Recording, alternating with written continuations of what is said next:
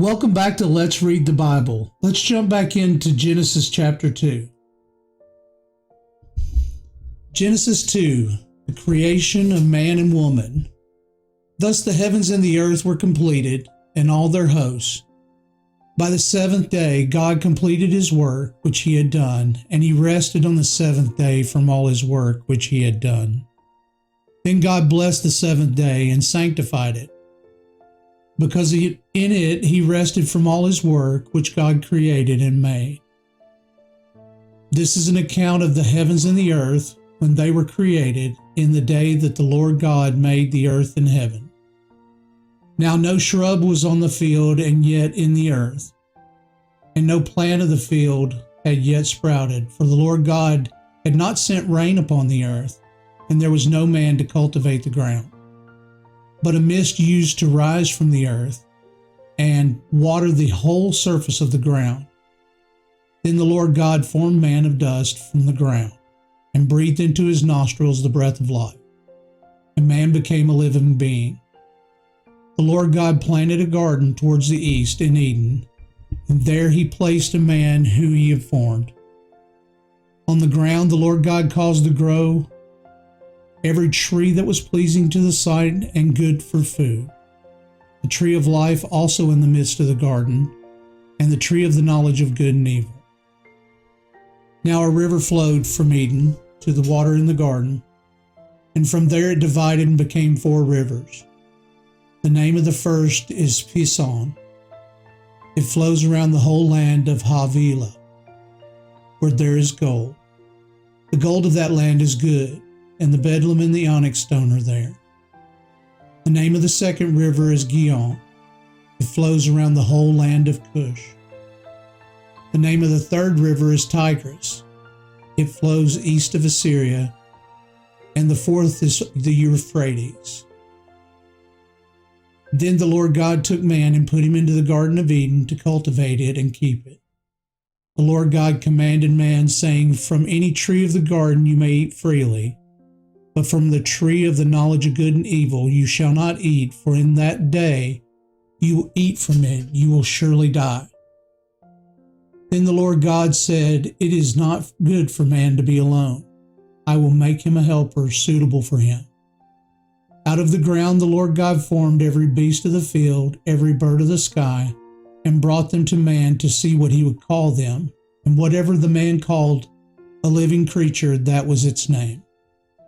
The man gave names to all the cattle, and to the birds of the sky, and to every beast of the field. But for Adam there was not found a helper suitable for him. So the Lord God caused a deep sleep to fall upon man, and he slept. Then he took one of his ribs and closed up the flesh at that place. The Lord God fashioned into a woman the rib which he had taken from man, and brought her to man. The man said, "This is now bone of my bone and flesh of my flesh. She shall be called woman, because she was taken out of man. For this reason a man shall leave his father and his mother, and be joined to his wife, and shall become one flesh." And the man and his wife were both naked and were not ashamed.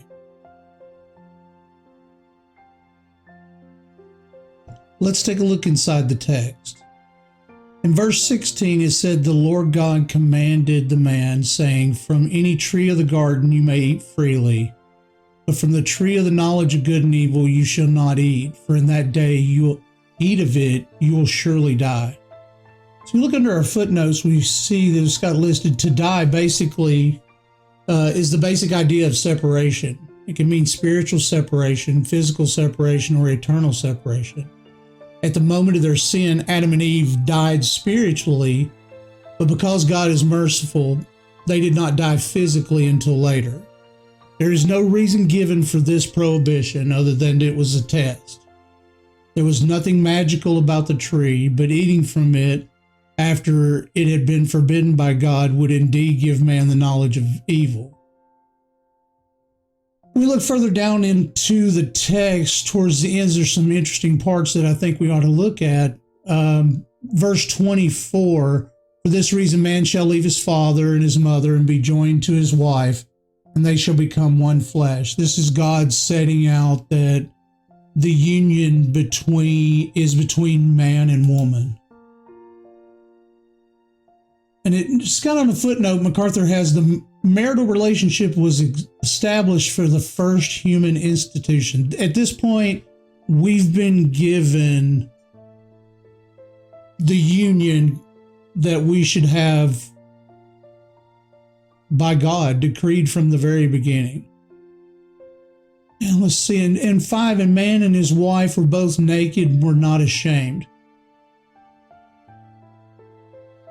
At this point, there was no reason for there to be any kind of evil where nakedness would be evil, both naked and not ashamed. MacArthur puts, with no knowledge of evil before the fall, even nakedness was shameless and innocent.